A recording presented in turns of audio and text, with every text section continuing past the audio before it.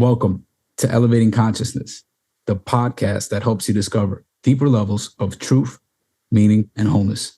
I'm your host, Artem, and our guest today is a professor of psychology whose work explores the neurobiology of moral development, evolved parenting practices, and small band hunter-gatherer societies. In 2020, she was identified as one of the top 2% of scientists worldwide in a recent analysis of 8 million scientists around the world.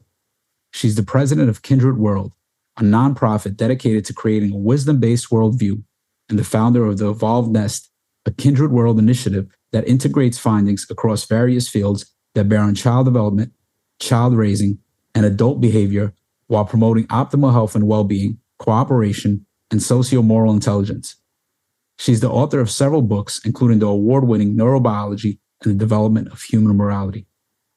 Darcia Narvaez, welcome to the show. Thank you so much. A pleasure to be here with you. Yeah, so I'd love to set a bit of context. I've been reading and learning about interpersonal neurobiology for several years now. And for those who aren't familiar, interpersonal neurobiology is a multidisciplinary approach that explores how relationships and the brain interact to shape our minds. And there's a Norton series on interpersonal neurobiology, which listeners can find on Amazon. And your book, Neurobiology and Development of Human Morality, is one of the 78 books listed in the series. And it's been on my personal reading list for a while. And then recently, someone mentioned it in one of the communities I'm a part of. So I decided it was time to dive in. And there's a lot in your book that we can touch on. But maybe we can start first by you giving a brief overview of your work and how it's evolved over the years. Okay, well, I came to get a PhD in educational psychology after several other careers.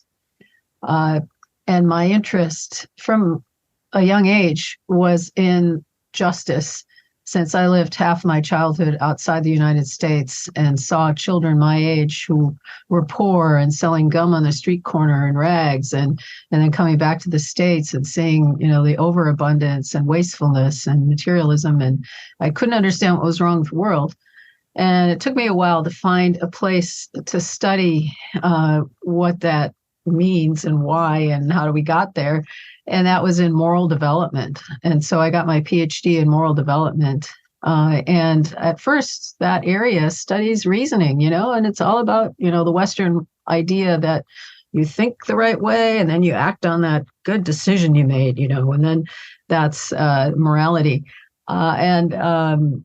It didn't work for me because I had, as I say in the book, I grew up in a harsh environment in the family and would go into a frozen brain state when I was confronted with, like an impromptu speech in speech class in high school or in seminary, professor saying, "Oh, I loved your paper. Tell us about it," and freezing, and deer in the headlights kind of thing. And so to think and reason and then act and be moral just didn't work. It was like, something's wrong here. The pieces don't fit together. And so that's how that was one of the instigators of looking into the neurobiology of morality. And the book was seeded by the Iraq War. I could not understand how people could go to war so easily on such flimsy, non-existent evidence. And it just was, all wrestling out in my head, and then, aha.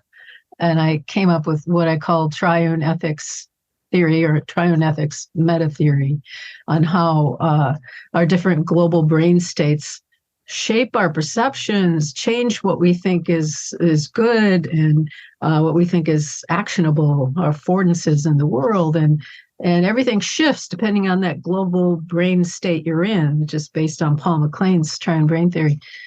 So then I realized at that point that it really mattered how you raise the children, because you're shaping the brain to be oriented to one or another mindsets dispositionally. And that's when I started to delve into and found the anthropological work on hunter-gatherer childhoods. All over the world, the same kind of practices are happening. And, Melvin Konner, the anthropologist, said, these have been around for millions of years, and maybe we should look at whether they're, violating these practices matters, for being a human being. That's my inspiration to actually do the work I've done for the last 20 years.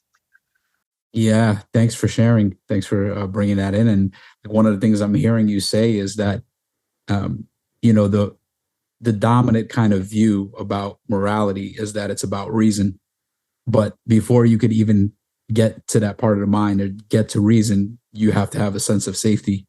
Because if you're going into that freeze response, like you were saying, there's no even ability to reason.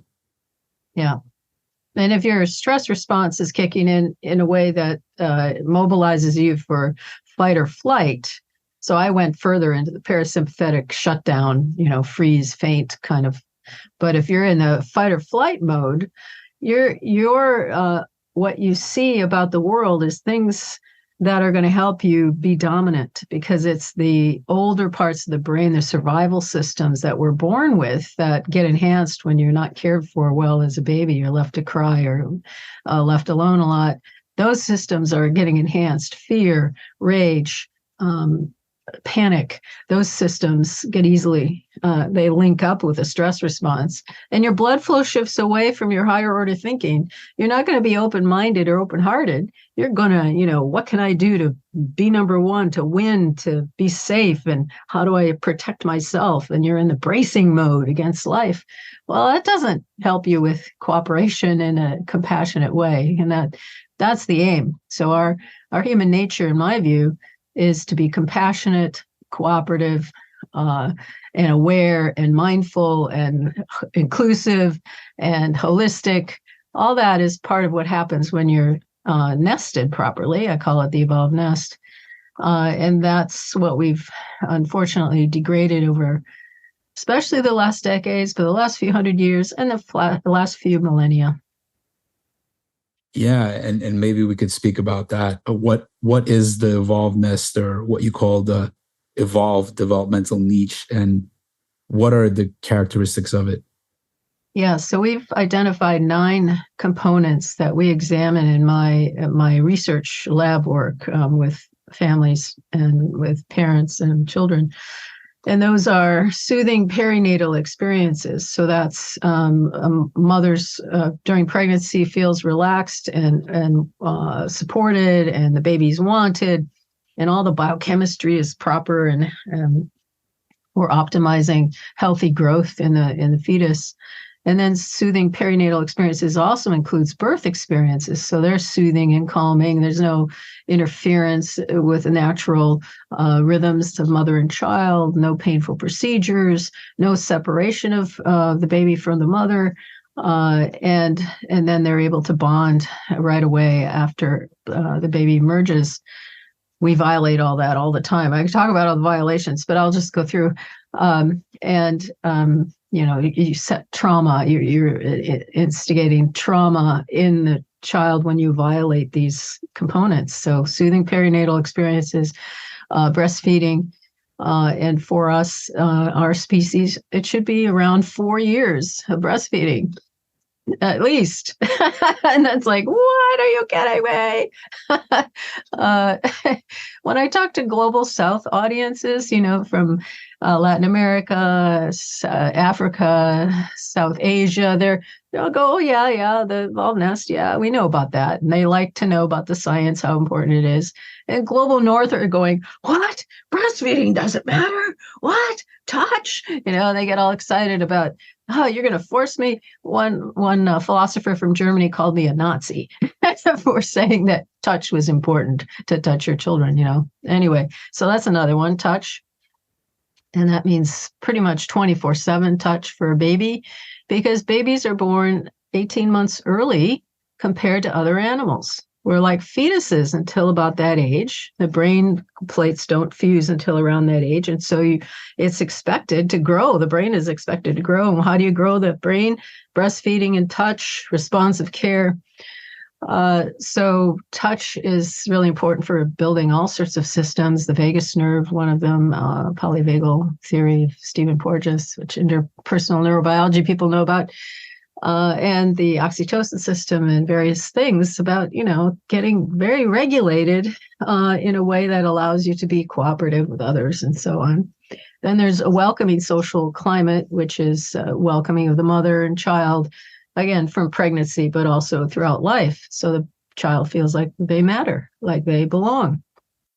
Then there is a responsive relationships so that you always, as a baby, your needs are attended to. They're met without question. There's no resistance, no denial, like in the modern world, in the United States. And that is also, these are provided by multiple adults, caregivers. So that usually the mother's around too, but there's grandparents or aunts and uncles or neighbors, non-kin, who are there to meet the needs of this very needy, vulnerable baby who needs lots of touch and breastfeeding, which could be shared even, and movement, and then also play.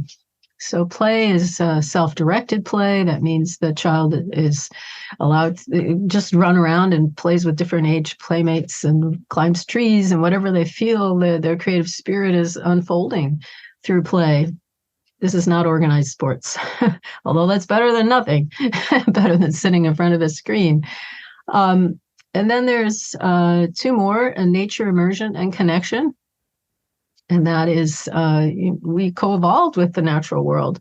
And so that's really important to have the sense of attachment to not be just to mother and to the family members and caregivers, but to the natural world, to this tree, to this mountain, this creek, these animals, right? So that your sense of being part of a huge community of the cosmos even is there as well, so that you never feel like you're alone. You always have companions everywhere you go.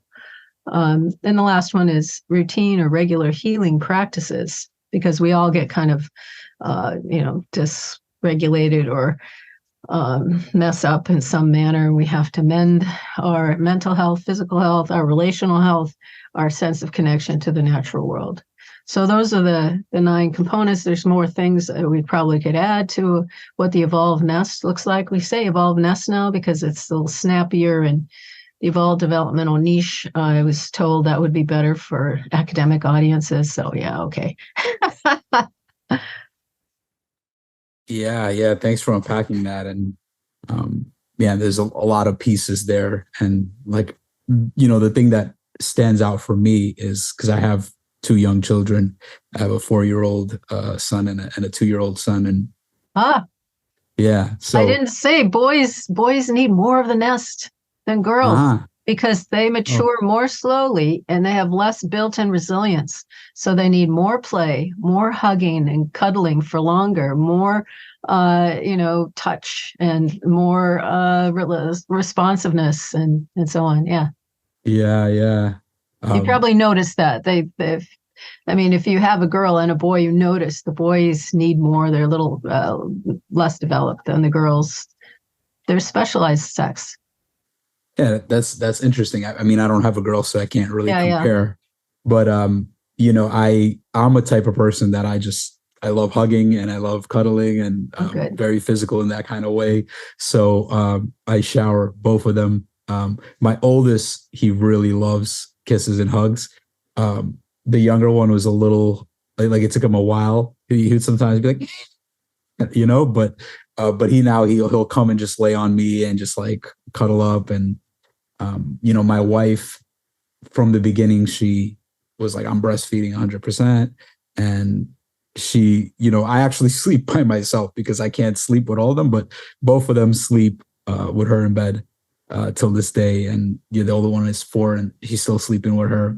So she was big on that. And that was like a big thing that was kind of there because like some of her friends would be like, oh, we're going to bottle feed or we're going to sleep train. And it's almost like there's the 2 camps. There's the breastfeeding and the sleeping together and the bottle feeding and the sleep training. And for me, I try not to be like, oh, this is good or this is bad. Like I understand different things work for people, but like hearing some of the information that you say, Yeah, I don't know. I guess it might be. I feel like people will deny it. Like if it doesn't fit into their lifestyle or what they're capable of. Like I personally don't know. Like if it wasn't for my wife, if I'd be able to sleep with my children, just because like I'm just always used to sleeping by myself. So like this whole sleep. So I see how people do that. Um, but yeah, like that's the first thing that pops up and that I think about. And like my wife definitely didn't breastfeed for 4 years. I think she breastfeeded the younger one for a little bit over a year because then I think she got pregnant with the second one because they're so close. And the second one she breastfeeded for a little longer, for a little over 2 years. But yeah, that's been our journey so far. Oh, yeah. Well, breastfeeding is so important for vagus nerve development too, because the sucking is stimulating the vagus nerve, and it needs to be set properly in early life for that, for health reasons. You know, if the vagus nerve isn't working properly, you can have digestive problems, heart problems, respiration problems, brain seizures, all sorts of things can go wrong because that nerve itself isn't in a healthy state. So breastfeeding is better than bottle feeding just because of that stimulation there. Breast milk varies by time of day. So in the morning, it provides energizing elements, and in the evening, it's got the sleep-inducing elements, and also tryptophan, which is a precursor to serotonin, which is related to intelligence and not getting depressed. So it's really just a magical. Breast milk is just a magical elixir. It's different for boys than for girls. It provides an antibody when there's an infectious agent in the region based on the saliva signaling from the baby.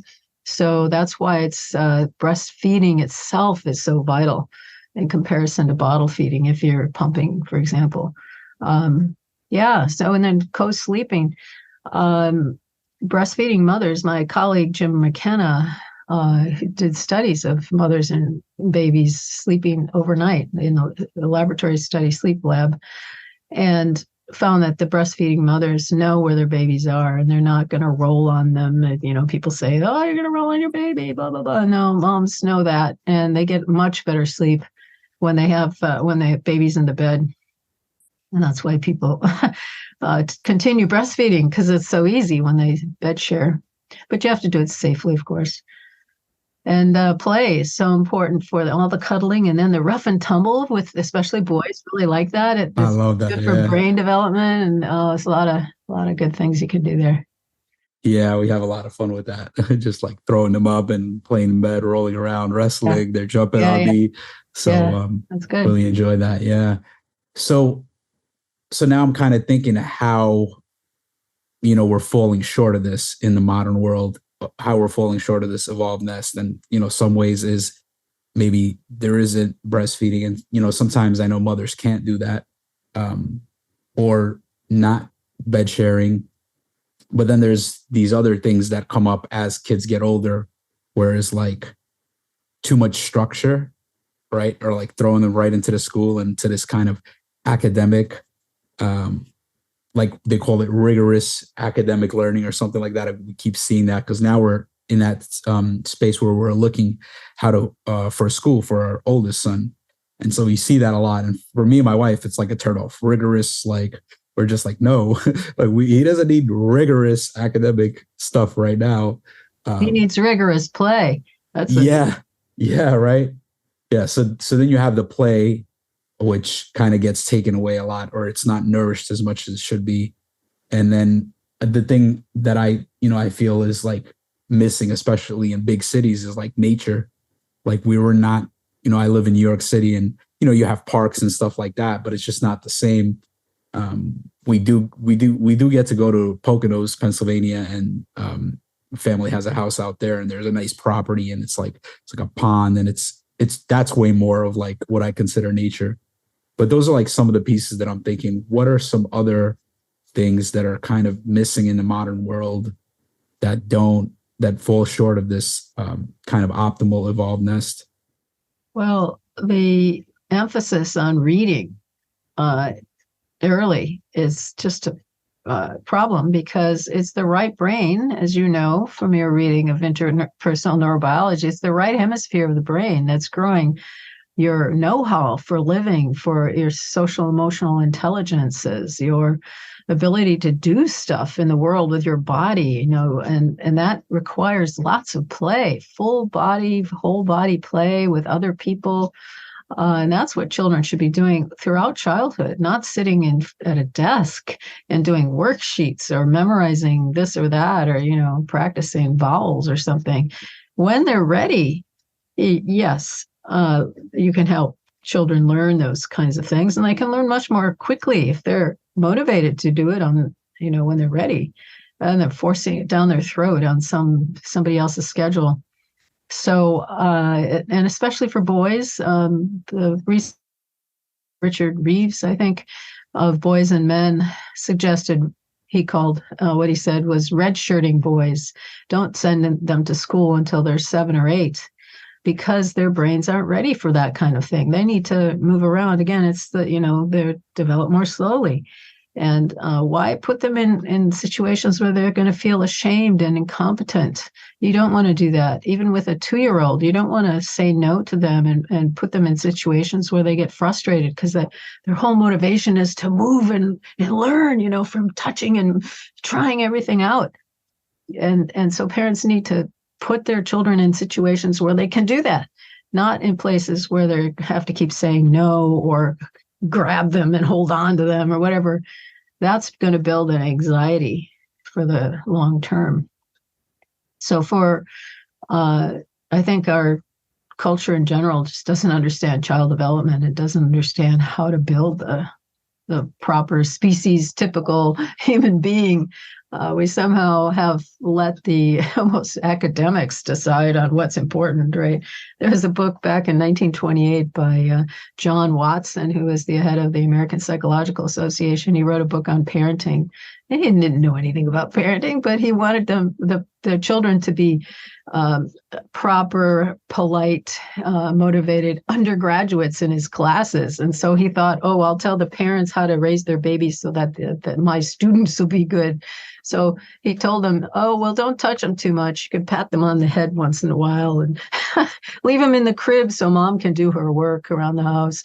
I mean, it's just really crazy. And we still have that behavioristic orientation in the Western, and especially in the States, not paying attention to the research and thinking we can condition them like a little rat or a plant, just feed and water them once in a while, give them some light, So there's just a huge gap in knowledge.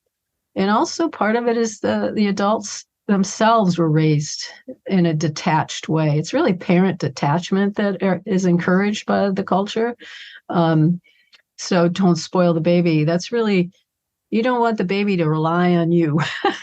If you pick them up, you're going to make them spoiled, right? Because they'll depend on you. Oh my God, don't want that. I want them to just leave me alone. That's back to John Watson's thing. So we really have to kind of change the narratives about who children are, what they need, and how to raise a well-functioning human being, which is much more than someone who takes tests and gets A's in school. What else do they know?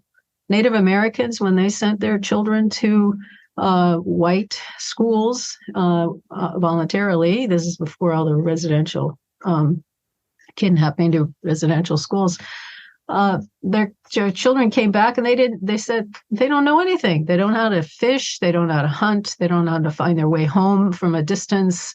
They can't stand the cold. They can't stand to be hungry. And I mean, just as like, they don't know how to be human on the earth. So we have to get back to an education that helps children become well-functioning, supportive members of the earth community. And that means know-how for living with all the animals and plants. Hard in the city, right? Because you don't get a lot of experience with directly with wild animals, for example. But there are ways to do it where you can raise gardens, and have journeys, like you said, to the Poconos and such. But yeah, it's a little harder in the city to do the nature connection. But everything else, I think you can do. Make sure you have multiple adults around who will mentor your child. Have multiple age playmates. make sure there's lots of cuddling like you're doing, and have healing practices. There's a great book called Playful Parenting, Lawrence Cohen, and he talks about, he focuses on attachment and how important that is to maintain. And he suggests that when you get out of sorts with one another, the parent and child, have a pillow fight and let the child be in charge. And then, the child will get out some of that resentment and so on. Or, have imaginative play together where you act out different parts, but let the child be in charge of that. And then they can work through their issues, whatever they might be. If it's somehow they got scared of something or had a nightmare.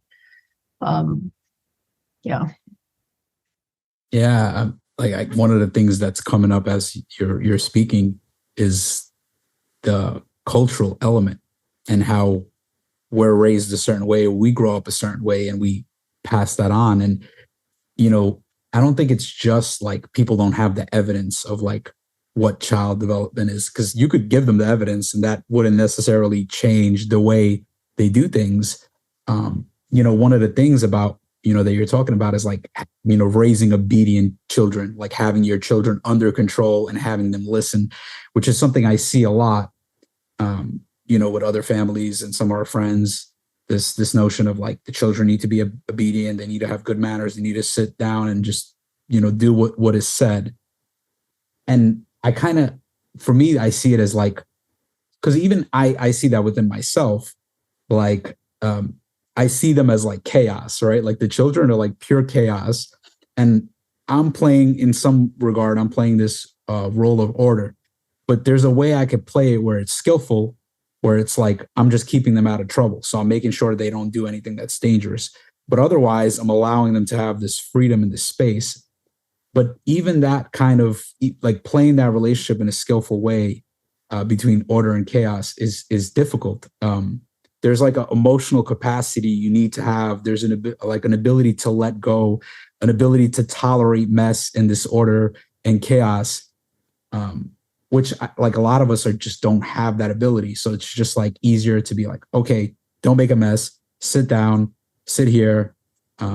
It's almost like we don't have we're not taught how to like tolerate that. And I wonder if it's also because we were just taught like to sit still and to prioritize order instead of like play and free flowing spontaneity. Yeah, that's very anal.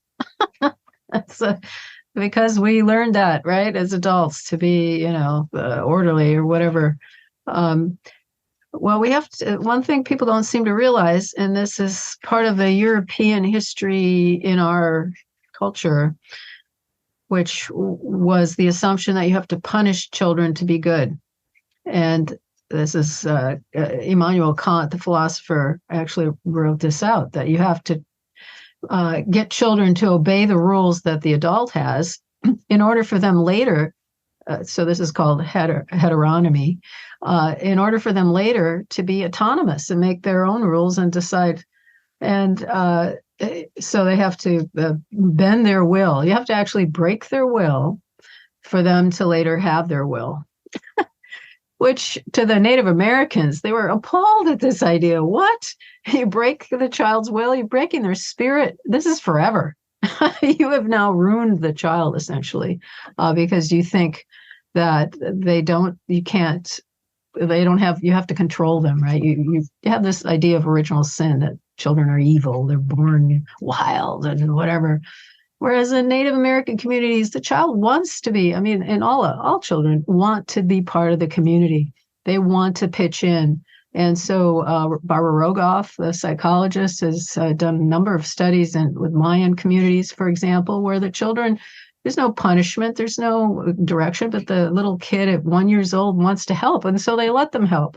They sweep the floor and they make a mess of it. But they're pitching in. This is a sensitive period, it seems, for learning to help the family, the community, to do chores. We wait until they're teens and then they say, what? I don't want to do that. Because you pass that sensitive period of building the habits of being one of the members of the community. One of the problems that we have today is that a lot of adult work is in front of a computer. So the children, what are they doing to pitch in? They can't do anything, right? So they're going to either being modeled to pay attention to screens all the time, which is not really all that great, right? So you want, to have a normal community. You'd be making the food, you'd be harvesting, planting, you'd be gathering, cooking, all these things together. And the child just wants to do it too. And we kind of broke that off as well in the modern society, where we order in the food, right? Or, microwave it or whatever. And the child doesn't learn how to do anything, doesn't know how things grow and how do you, make them palatable, whatever the food is, and so on. So, yeah, we got to get back to real life know-how for children. I think Montessori schools and Waldorf schools are particularly better at this.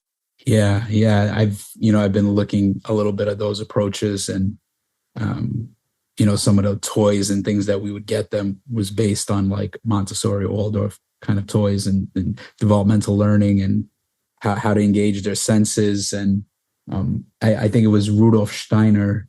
He's the one who was like the founder of the Waldorf school. So I've been kind of looking into that a little bit. And I think one of his main ideas was what you were saying before, is like not to really put them in school in this kind of formal schooling until they're like 7 years old.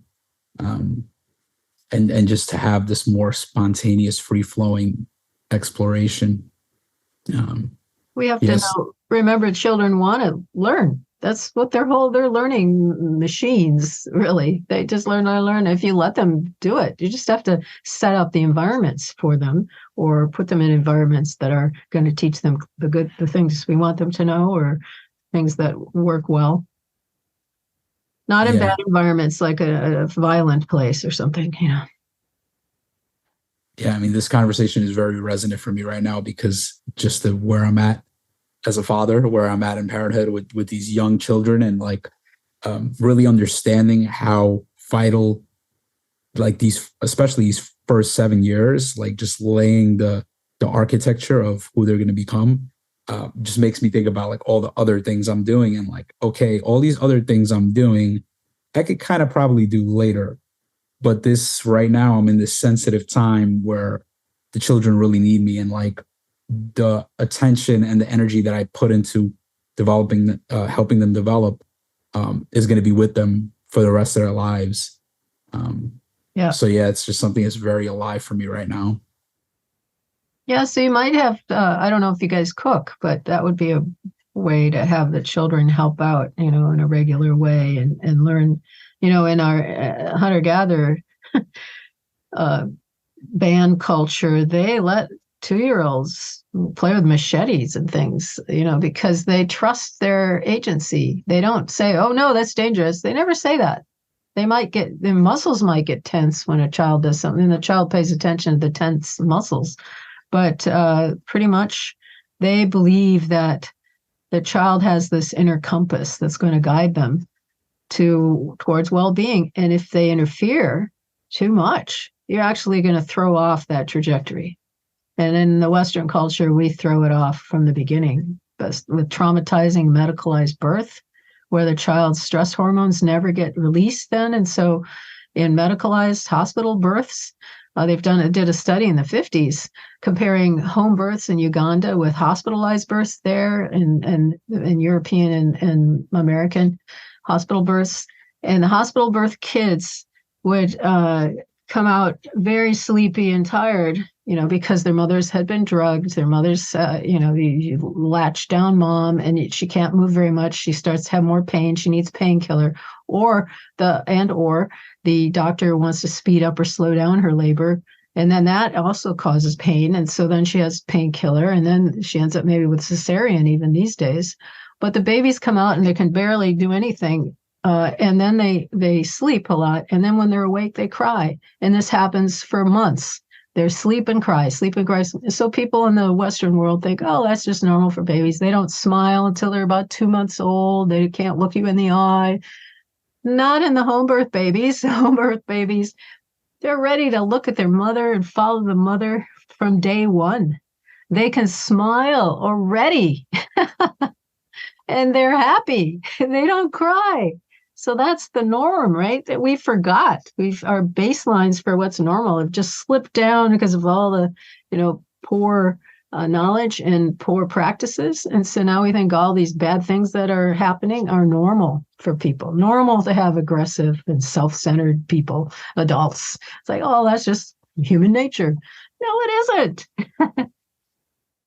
Yeah. So let's look at maybe this question of nature and nurture. And this is like a long-standing question in psychology, and I believe it is one that's also central to your work, and that's, what is the relationship between nature and nurture? So in other words, how do our genetics interact with our cultural upbringing to shape us into the people who we are today?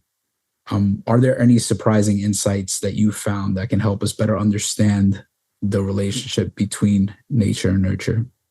Well, one thing is you can't separate them. Every 5 minutes, every 2 minutes, the baby is a different baby. So nature, nurture, right? I don't know. So that's why the evolved nest is providing the buffer of support. No matter what those genes are that child has, you're going to support them and make them or help them feel always connected, never disconnected from support. You never leave them alone. You never leave them to cry. You don't sleep train them. That cuts off connection. That cuts off a sense of being one with the world. Why are you doing that? That's torture for a baby, right? So, and that is then affecting gene expression, right? So gene expression is happening all the time. When we get up in the morning, different genes are turned on than when we go to bed. When we learn a new skill, different genes are being expressed. We can do lots of things throughout life that express genes differently and grow our capacities. But in early life, there's sensitive periods for certain things. So Michael Meaney's work particularly has looked at the first 10 days of life for a rat, which for us, rats live about 50 days.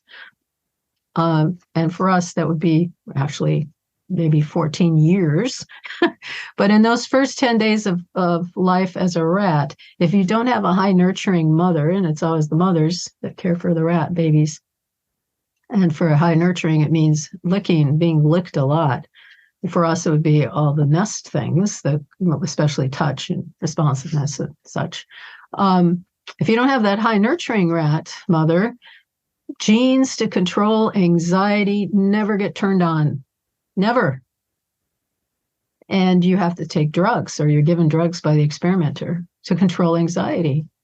If you have a high nurturing mother, whether it's your mother or some other mother, genes get turned on.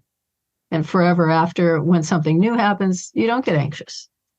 But if you don't have that nurturing, those anxiety genes are turned on every time something new happens. And you just go, freak out, right? So we have to remember that we have all sorts of sensitive periods for genetic epigenetics, turning genes on or off in those early years for various systems. And Michael Meaney says there were hundreds of genes they could have looked at. They looked at this one. So all sorts of things are setting. We're dynamic systems, and everything's getting set for the trajectory of the dynamic system, right? And if you miss something at the beginning, it changes the trajectory forever after, right? So important to provide for all the needs, all the basic needs of life at once for a young child. So Maslow's hierarchy of needs was incorrect. He got his idea from the Blackfoot tribe, and he was amazed there was no neuroticism there when he visited for several weeks, and he thought, well, what's going on? And that shifted his work, his research to self-actualization, and he developed that hierarchy of safety needs and esteem needs and so on. But he didn't see how they did it. For them, self-actualization is first. You provide all the needs so that person, that individual, self-actualizes. And then that's the aim is community actualization and community perpetuity into the future. So it's not about me, it's about us. It's about us together. But for us to thrive, you have to thrive. And this is how we help you thrive. All those things that Maslow laid out for safety and security and love and esteem, those are all the things the baby needs right now together. Yeah, like one of the things you're saying that's standing out to me is the fact that the way the genes express themselves is very much dependent on the nurture, and it's more sensitive in the early environment. So you can affect that more, and then later things kind of become more solid in a way. And I think also in your book you talk about how I guess that there's really a false dichotomy here between nurture and nature, and because it's like when the mother is pregnant with the baby, there's already a behavior, there's a way that the mother is living, there's a way that the mother is eating, there's emotions that the mother is feeling, and all those things shape the way that genes express in the child. That's right. So if the mom is stressed a lot in pregnancy, she's going to have a more irritable baby, which means the baby will be harder to take care of, which means she has to be more sensitive even. And there are various systems that get set to be more stress reactive, for example, under those conditions. Yeah, and your work is also very much influenced by the study of small band hunter-gatherer societies. And throughout your research, what did you find how is life for indigenous people different than for most of us living in the modern world today? Well, we evolved to live in multi-age, multi-gender bands. So these are bands that range from 5 to maybe 30 to 50 in size. They vary day to day. You can have people coming in and out. So kin and non-kin. And the care of children, it was community child raising. So it was a village of care. The mother, of course, had the baby, birthed a baby. But then, depending on the culture, the particular band, the baby was pretty much kind of passed around based on what the baby wanted, to maybe half the time being held by someone else, so that the mother's there nearby, usually in the early years, and other people are helping out, and they even breastfeeding in some cultures, and even fathers suckling, letting the baby suckle, because that suckling motion, which we know from pacifier use, is so calming, because it's helping the vagus nerve, it's helping the oxytocin system. So our experiences, our ancestral experiences in the small band were much more pleasant. They didn't have to eat all the time. They had a lot of fasting going on. They didn't work very hard, because usually they're berries or tubers, as well as animals. But I mean, it came in spurts and jumps. So lots of play.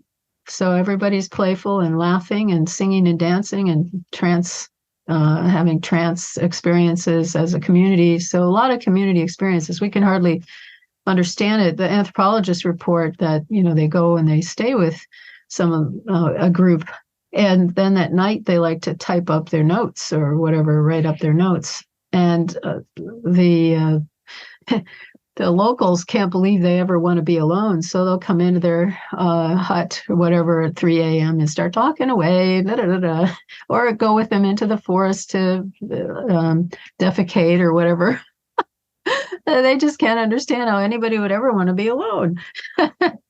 They hold hands through the forest. They sit shoulder to shoulder in the savannah, the big space. And we're used to much more detachment, because dismissive attachment or insecure attachment is part of a lot of our own backgrounds. So it's quite different.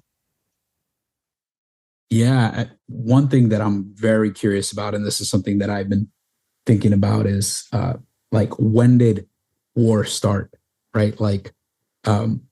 There's a sense of war and violence has always been a part of of humanity, right? And there's we kind of had to learn to become civilized and overcome that. So I'm wondering, in your research, if you found um, evidence that goes against that? Or what is your take on like violence and war and competition and how that changes throughout human history? Well, 99% of our history, or 95 to 99, depending on when you want to count our species history, 2 million years ago, or 300,000 years ago when our speciation, Homo sapiens, sapiens came about. In 95 to 99% of our history, we were peaceful because the bands are egalitarian. They have nothing. They don't have any possessions to speak of. And they live right on the earth and use up their resources rather quickly. So there's nothing to fight about. Now, there might be a jealous male once in a while that gets out of hand, but no coalitionary violence. That comes about from settled agricultural folks who then start to have unequal amounts of whatever it is. And then they develop priests or kings to guard the silos of grain. It's usually grain mono-agriculture that brings about war. And then they need more land, so they have to go take it from other people because they start, land starts to get weak. And they're the ones that start war, right? So it's the unequal hierarchical societies, hierarchical civilization that's behind war. And there's a lot of complexity there. For the ancient Greeks, it was monetization, actually making money.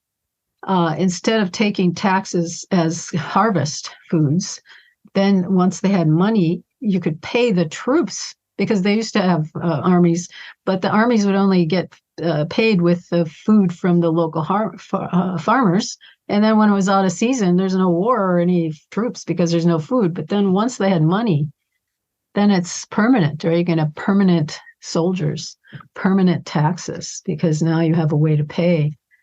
So there's a lot of complexity. The systems, the hierarchical systems want to tax you and conscript you for the war in order to maintain their power over other systems, civilizations. And anyway, that's not our 99%.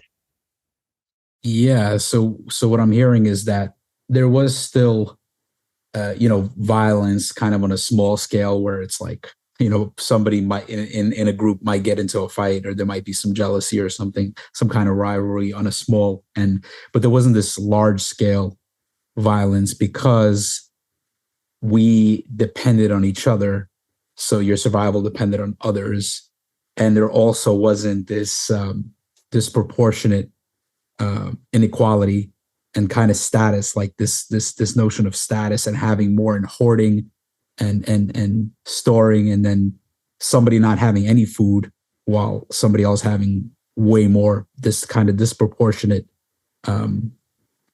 distribution of resources. Right. So two things about bands. Sharing is vital. It's assumed that you share everything, that it's demand sharing. So you just kind of hold out your hand. You don't say thank you. It's sort of the way the natural world works. If you're having a picnic, the flies come in and expect to be able to have some of your food, right? Or the yellow jackets, whatever.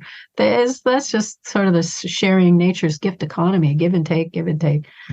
The other thing is they control big egos. So if a hunter got a big animal, for example, with his arrow, and they could identify, because often they switch arrows and switch, try to mix it up so you don't know who got the animal really. But when they know it's this hunter who got the animal, the other hunters are going to go, oh, it's so small. We should, go back and see if we could find a rabbit would be bigger. I don't know. And they do all this teasing. They call it leveling, rough humor, until he starts to laugh and starts to, and when they're asked, why do you do that? Oh, because otherwise he would become dangerous. So once you have some sense of entitlement, of superiority, you lose empathy. We have studies showing that, right? That wealthier people tend to have less empathy. And so they know that.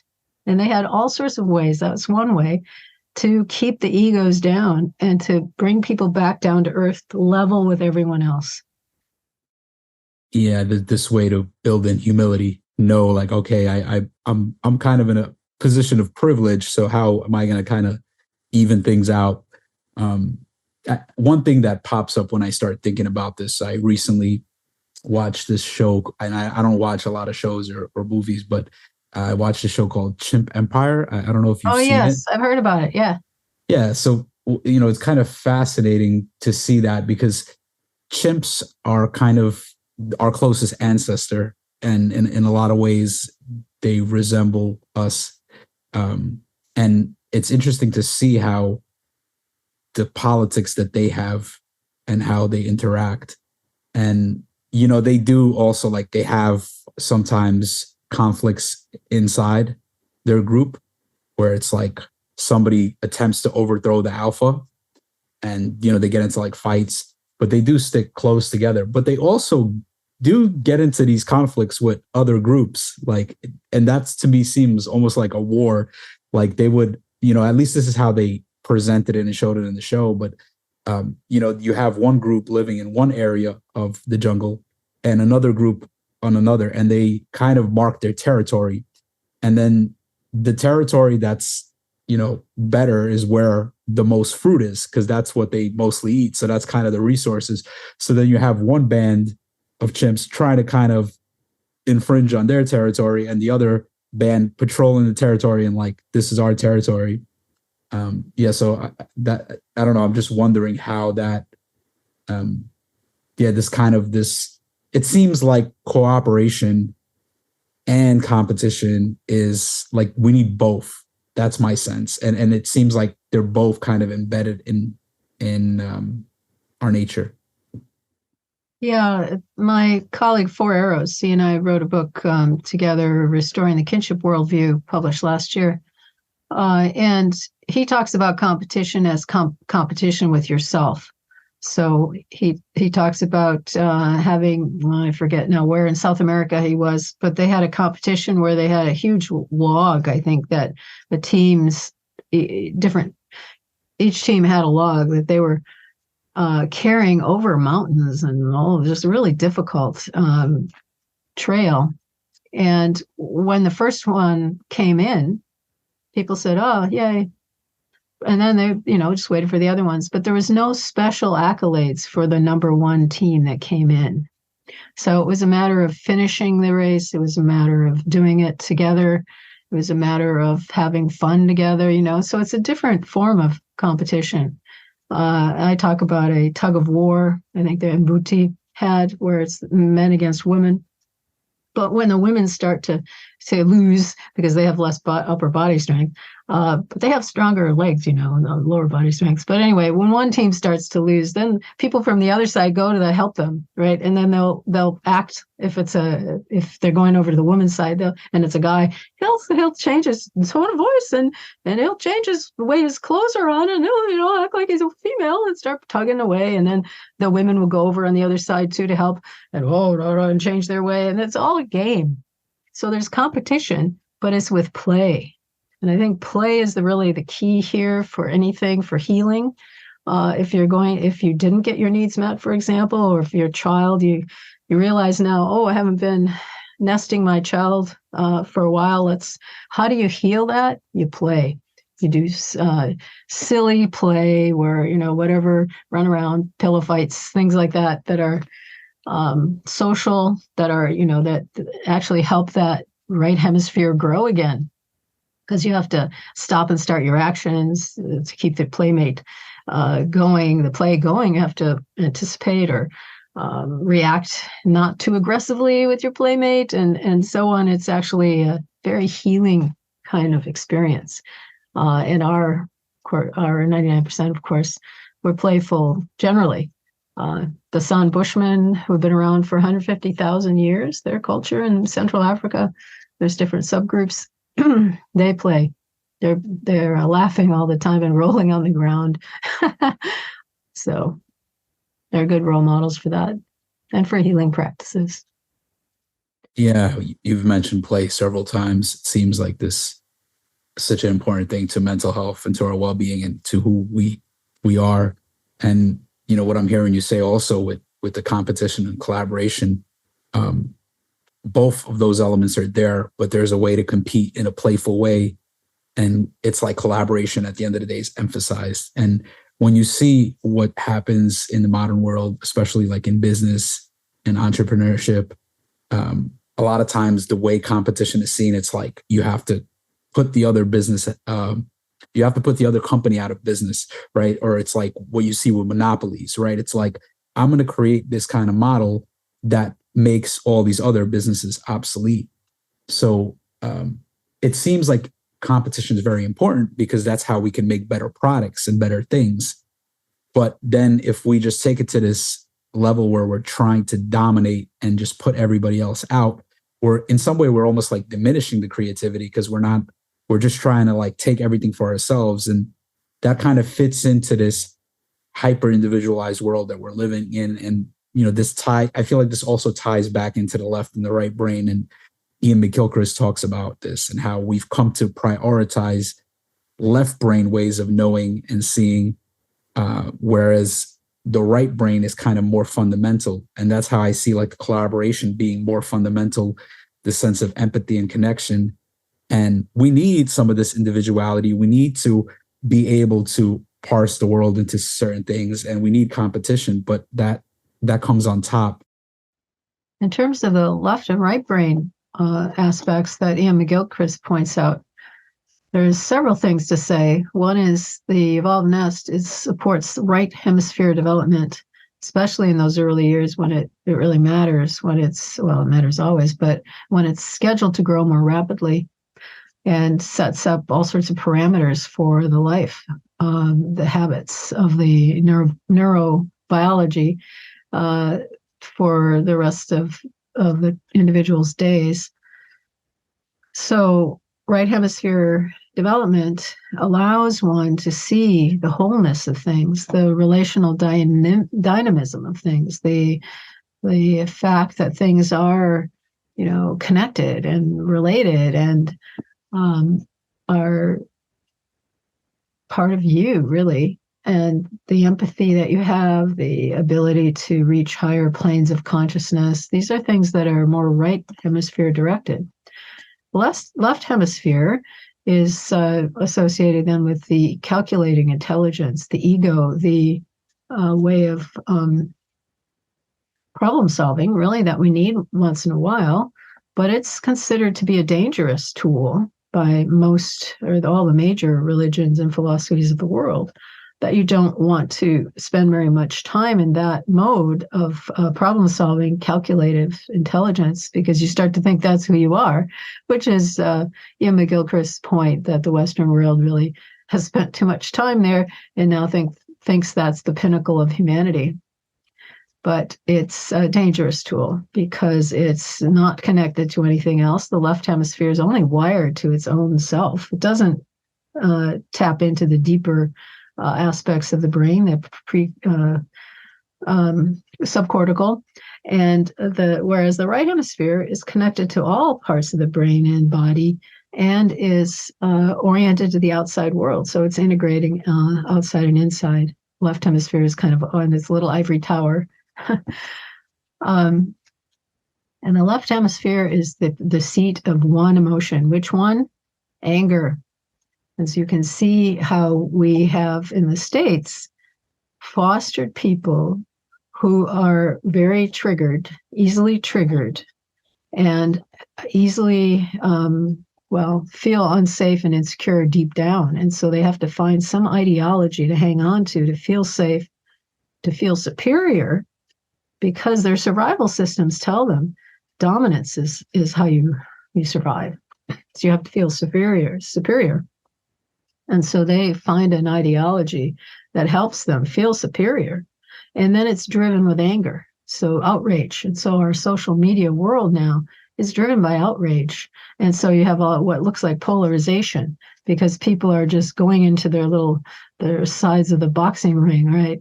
Because the left hemisphere is in charge. Again, it's not the right brain that's doing that, right? On average.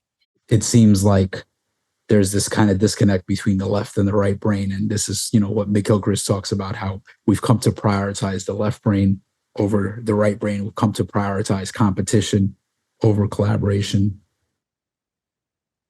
Yeah, so the left and right brain information, or what we know about it, is also part of what I integrate.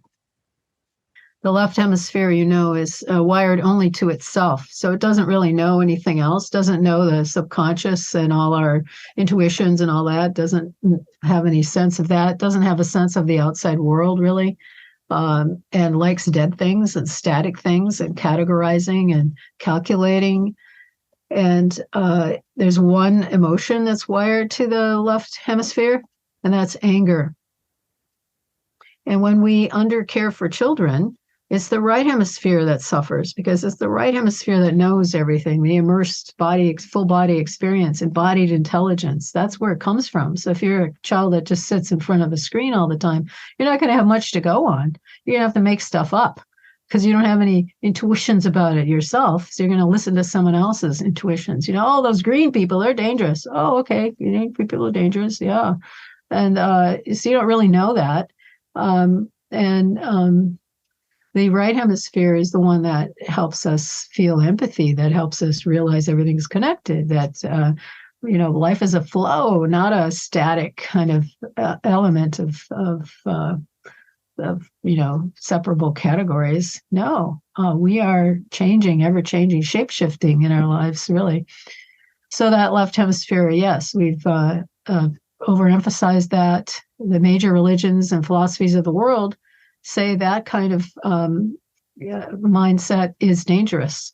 So that thinking mind, the calculating mind, is a dangerous tool, useful for problem solving once in a while, but if you spend too much time there, you'll start to think that that's who you are, and that's what's happened in the West, in the Western world, right? We think that thinking is the most important thing about being a human being, reasoning, and then we impose it on everything, and that little ivory tower left brain doesn't know any better, thinks it knows it all, and doesn't realize when things don't, it's little models that it applies in the world don't work. It doesn't really know that, doesn't pay attention to the results. So we have catastrophes happening everywhere because of the imbalanced brains. Yeah, and maybe this is a good time to kind of segue into wisdom, because this is something also that you speak about in your book, and this is a big topic in a lot of the spaces that I move in. And can you speak on what you call traditional wisdom and primal wisdom, and how do they contrast with each other, and especially with the dominant Western worldview? Well, the Western wisdom tradition and primal wisdom is indigenous wisdom. I called it primal in my book. Both of them agree that wisdom is a state of mind, that you have to let go of fear. It's being in a state of love. And so you have to make sure you've uncovered and unpacked your heart, your kind of radar system to receive divine energies. And that means you have to let go of resentment and fear and anger. Excuse me. In order to receive those messages from afar. And for David Bohm, the physicist, that's the implicate order, which is where our creativity comes from. It's just these flows of energy. There's no creativity in your head. No, it's coming from out there, right? So it's really important for both systems to be tuned in. Where they differ is the Western wisdom traditions are very fearful of their animal nature. Oh no, I don't want to be an animal. And I think that's because they've misraised children for so long and didn't understand babies when they cry, they needed help. They're being self-centered, because they're a fetus for 18 months, people. And so they misunderstood that, and then they create all these dysregulated people, and then so it's the animal nature. Oh, gotta punish that out of them, make them obedient. Whereas for Native Americans, of course, animal nature is what you want to enhance, because that's what connects you to the rest of the earth community. So your animal nature is what you share with the bear, with the wolf, with the other animals in the vicinity. And you want to nourish that. And because it's very intelligent, it has all these instincts that keep you alive and, keep you connected. And so there's those differences. And of course, what the modern dominant culture doesn't think about, love or openness or divine energies. What? From the implicate order, huh? Or animal nature. It's like they actually agree then with the animal nature of the Western wisdom tradition that it's bad. So this, for the last few hundred years, nature, body, women, it's male, reasoning that it should dominate the world because we're so smart and we'll figure everything out, and technology will save us because we're so ingenious.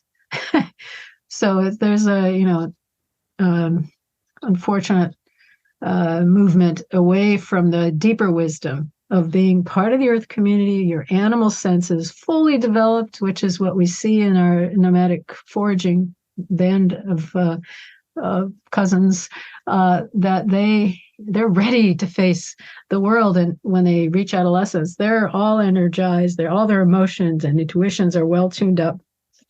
And Colin Turnbull, the anthropologist, compared his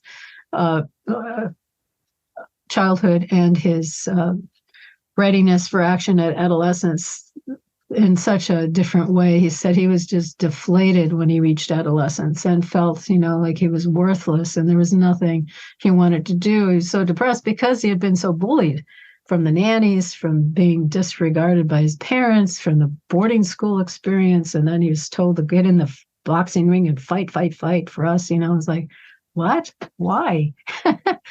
Anyway, so different kind of experiences we have. I think a lot of kids now, they don't feel like when they're in adolescence, they don't have a purpose or they don't know who they are yet.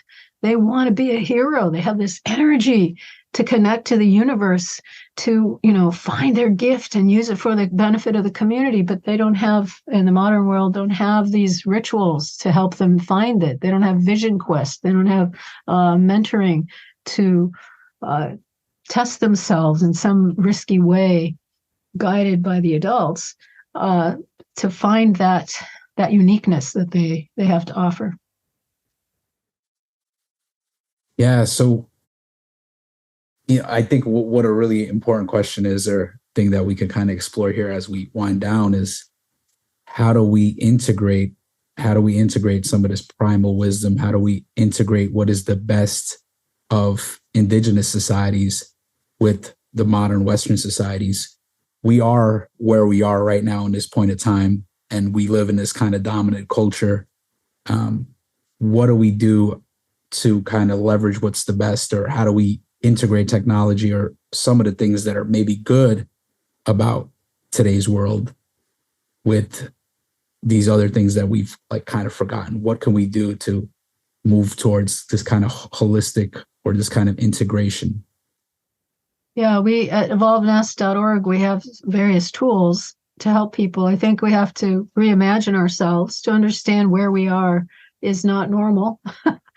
So Gabor Mate's book, The Myth of Normal, he says we're all abnormal. He starts our work in there. But we have tools like 3 films, 6-minute film, Breaking the Cycle. So it contrasts the cycle of competitive detachment, which is what we're in now, with the cycle of cooperative companionship, which is our heritage. Then there's a 8-minute film on the Evolved Nest, which is based on the recent book that just came out a few months ago, excuse me, with animal nests and our nests and neurobiology of that. And then there's a 12-minute film on reimagining humanity. And so those are things to help us kind of dislodge our imaginations from being stuck in this is the way it is, there's no alternative. There are a lot of alternatives. So we have to just get ourselves moving in the flow of life again. And then we have tools for, one of the things I think everybody can do every day is make sure they're feeling nature connected. And we did an experiment a few years ago with undergraduates, college students, where the target condition was trying to get them to increase their nature connection. We called it ecological attachment. And they came into the lab, did pre-tests, were assigned to a condition, got information about it, a poem about it, an essay, facts. And then they got to pick from over 40 options. 21 activities to take with him, put them in an envelope, and each day for the next 3 weeks, pulled out one of those and did it all day long. Pay attention to the clouds today. Acknowledge the trees that you walk by, things like that. And then they came back for a post-test, and we found that they increased in ecological empathy and ecological mindfulness. And so at Evolve Nest, we made 28 of those available. So ecoattachment.dance, so people can do one a day. Because what is that doing? It's putting you back in your body here and now in your senses, attention. And your attention is one of the largest aspects of your free will. Where you place your attention. Of course, and we're in an attention economy where they're trying to rob it from us all the time, because that, and again, ensnares us in the system. We become slaves to this system of making money. So your attention is something you can control, but you have to make sure you put yourself in situations where you can. And so this nature connection is can be fostered by where you put your attention there. And we have different ones, self-calming, 28 days of self-calming for those who get very anxious. And, you have to learn to pay attention to your body. Is your jaw getting tight? You're starting to hunch over. That's a signal that you're tense. Of course, some people are 24/7, right? That's too bad. But hopefully you're not always that way. And then you can learn to breathe, vagus nerve development, belly breathing, various things you can do to help yourself self-calm. Because that's important in order for you to be able to be open-hearted to others that you meet. And so that's the next thing is after you're calm and you learn to calmness, to actually build your social connections. And that's through, saying hello to the person at the store, or how are you doing today? And trying to knit the community fabric together by your attention to the social relations around you. And that's, in my classes, we did a lot of folk song games, because that's a way to build all sorts of things at the same time, where you're getting social joy, being with other people. Wow, with all these kids who've been isolated for so long. And the game, like a hunting we will go, we'll catch a little fox and put him in a box, and then we'll let him go. And you're singing, you're trying not to get caught, you're holding hands, you're laughing, you're singing, you're looking in the eye, and your body's moving. Oh, that's growing the right hemisphere. It's growing the vagus nerve properly, stimulating it. And so, and then we would teach those songs that we played in class to kindergartners.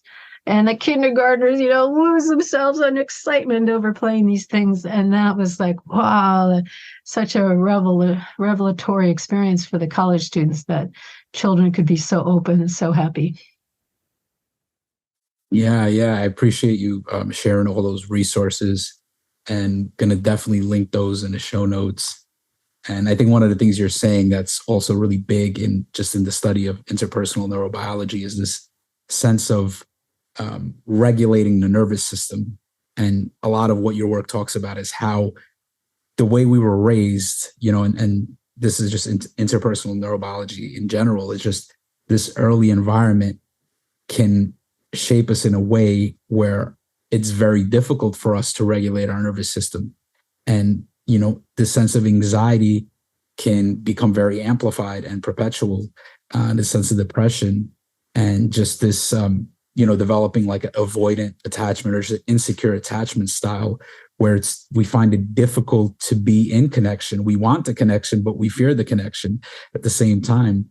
So, one of the things that we can do for those that haven't had children yet and they're, want to have children, is kind of looking at some of this research and figuring out how, before the children come, how are we going to create this environment, this evolved nest, to nurture them in this way. But for those of us that kind of maybe miss that in our own development or our children's development, it's like, how do we cultivate like these practices now to regulate our nervous system, to connect back with nature, to emphasize right brain ways of knowing and connecting, and just kind of developing this more holistic way of being. Yeah. So our tools are set up for that. We also have a recent one that's on solo play. So some people don't know how to play. It's really sometimes hard to get adults to play. They think they're, serious people don't do that.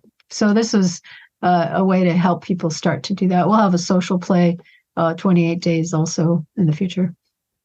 Very cool. Yeah, I could use some of that. I'll be honest that sometimes play eludes me, and I have patterns of being too serious and like too caught up in my work. And actually, one of the beautiful things about having two young children is like that's one way that right away, it's like as soon as I see them, it's play instantly, because that's what they do. They wake up, daddy, let's go play. So that really helps. But yeah, I could definitely use more tools. They are a gift. So they have much to teach you. We have to listen to the children now. They have a lot of wisdom because they're not kind of poisoned by the culture that tells them not to be themselves yet, hopefully. Yeah. I mean, they just inspire me a lot. And it's like, to me, it's like I see that light, that inspiration that's in them, that curiosity. And I'm like, how do I nourish that? Because it feels like a lot of times the dominant culture kind of diminishes that in people. It sucks that out of us. And then it's like by the time we step into adulthood, it's like we're drained of that. We don't have like this zest for life that you see in them. It's like they wake up and they're just ready to go. They just love being alive. Yeah, so that's a good signal that they're in the right place when you see that energy, right? And then when that starts to fade, and sometimes often it happens when they go to school, regular school, they start to just get, beaten down because they can't be themselves. And so they just kind of shrink into an acceptable simulation, I guess, of themselves. Yeah.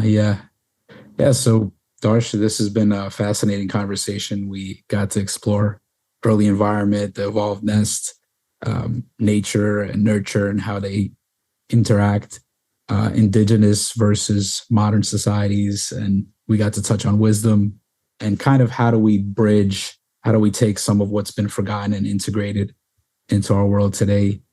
I'm just wondering, is there anything else you wish I would have asked you? Or is there anything else you want to say before we wrap up today? Well, I guess the critical message is that if we don't return to the evolved nest, our species will not last.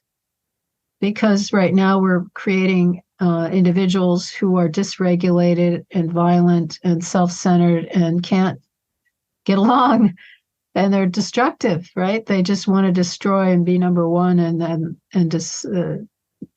that's not how the world works. The nature works on diversity and cooperation. That's primarily how it works. There's some competition, but it's mostly cooperation. We're all communities of cooperative elements, right? The microbiome we have is keeping us alive. We wouldn't be alive without it. So we have to be attentive to our environments, the ecologies that we put ourselves into are shaping our intuitions, and the environments we put our children into are shaping their neurobiology and intuition. So let's do the right thing and put them in cooperative systems, in systems that support their fullness of being, towards compassion and inclusion. That's our heritage. Let's remember it and let's do it. Yeah, thank you so much, Darcia. Really appreciate your work, and thanks a lot for coming on. You're welcome. Nice to be with you. Thank you. Take care.